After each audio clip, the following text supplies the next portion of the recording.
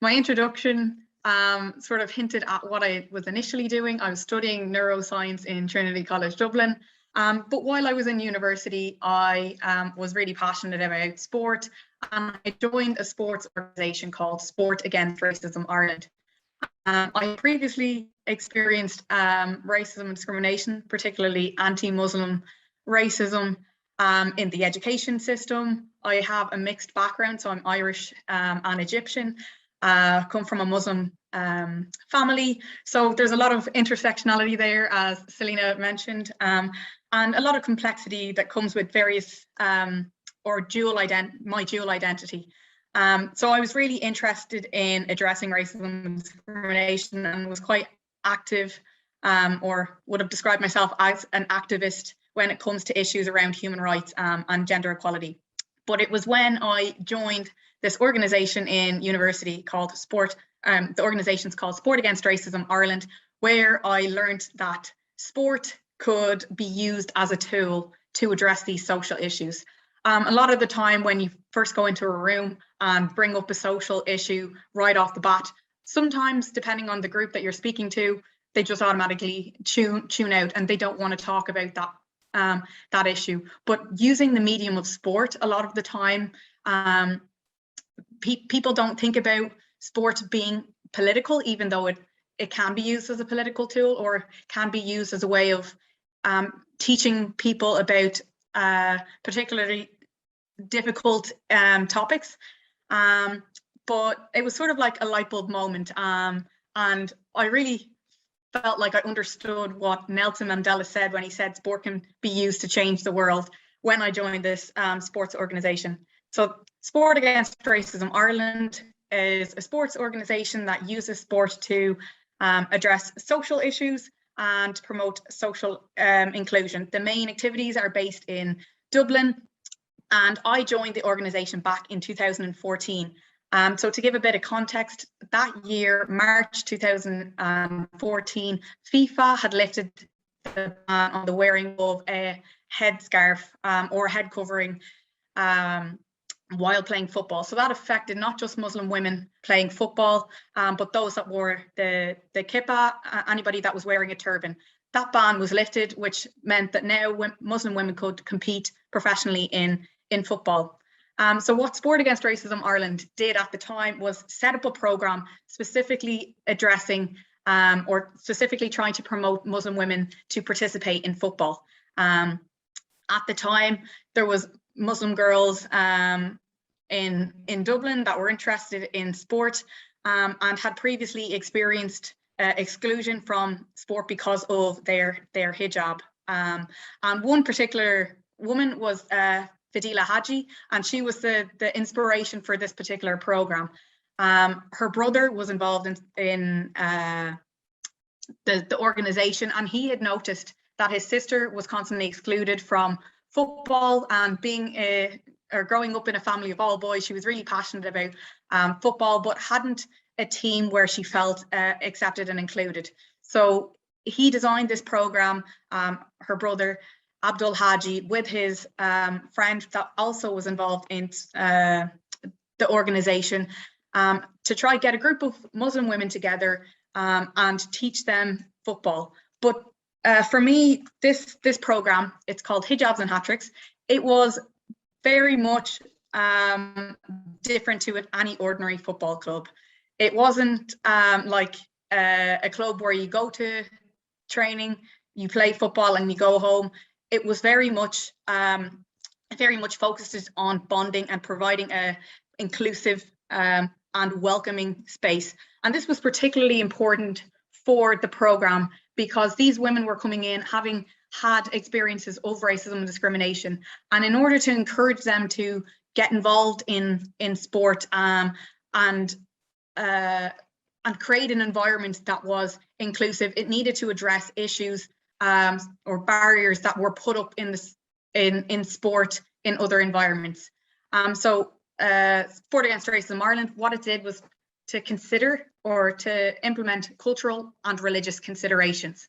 So what did that look like? It meant, I'll give you some examples of how this program implemented certain actions that made the team more inclusive. So as I said, we didn't just go to training and go home. We would do bonding exercises right from the very start, from day one.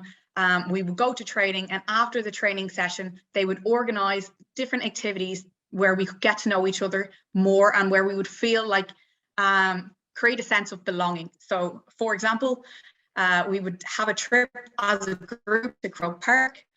We would go in the evening after our training session to dinner together.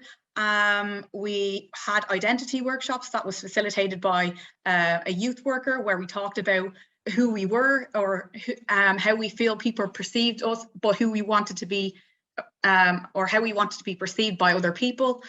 And all of these extra activities that were implemented into the program provided a space where people could talk about issues that had affected them either in the past or continued to affect them outside of the world of sport.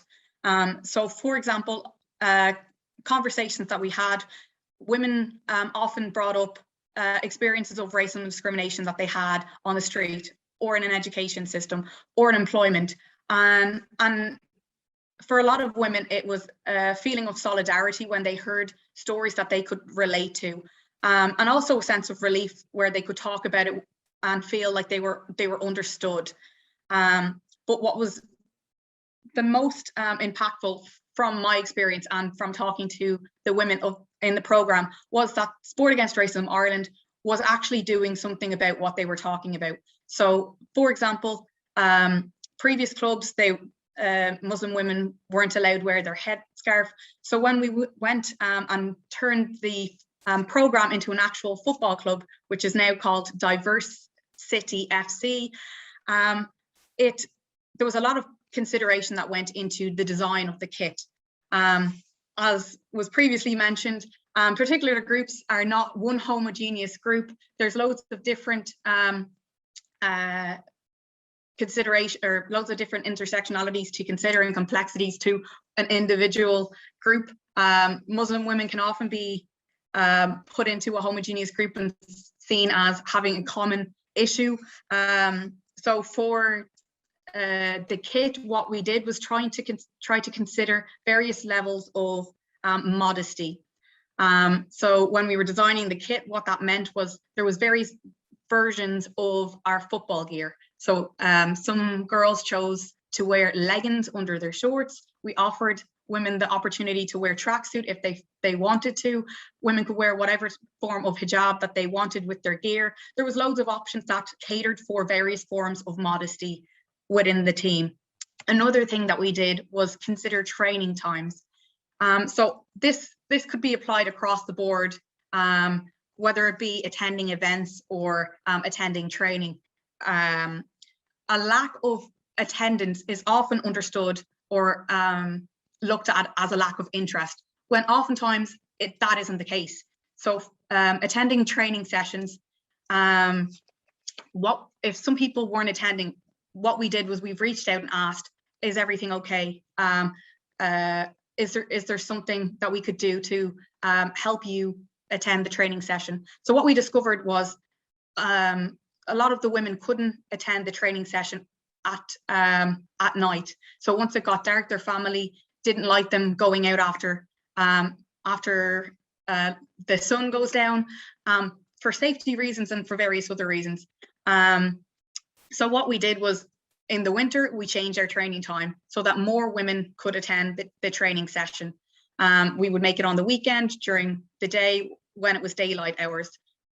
Another thing we did was consider the period of Ramadan, where women were fasting, and we wouldn't make the training session as intense, or we would try to schedule it at a time where they were breaking their fast so that they weren't they were able to continue to participate in the program. We also considered language barriers. So a lot of the women that we were working with were coming from various different backgrounds, and their level of English was at various stages. So I think this can be applied across the board, and this is something that came up with the Special Olympics as well, is the importance of demonstration and communication when you're putting across instructions. So in our training sessions, we made sure to demonstrate activities, and we stopped and asked people that whether they understood the instructions before we continued with the activities. And over time, what happened, not just in the Hijabs and Hat-Tricks program, but in our various programs, was that people were learning the language without feeling like they were being excluded because of their level of English, and they could participate regardless of their level of the language. Yeah, that can be applied, I think, in various different spaces. Another thing we considered was prayer time. So we would try to avoid scheduling our training session at a time where women that were attending the training would need to pray, or if it was unavoidable, we would provide a space where they could feel like they could pray in a closed environment without feeling like it was uncomfortable to pray out in public. So throughout the development of this program, the Hijabs and Hat-Tricks program, what we did was we made sure to include these women in the planning of the program, and at various stages reflect on our practices and ask the women whether there was anything that we could do to continue to make our team more inclusive. And I think the main learning from this program was not to assume the needs of the people that are participating in this program, but actually ask them what are their needs. And this is something that I implement even in my work within Glencree Women's Leadership Program. When we're working with women's groups, rather than just organising events for the sake of it and hoping that people will be interested and find it beneficial, we actually talk to the women that we're working with and ask, what are your needs? What are some of the skills that you'd like to improve on at the moment? What are some things that you feel you need to upskill on to be able to do the work that you do?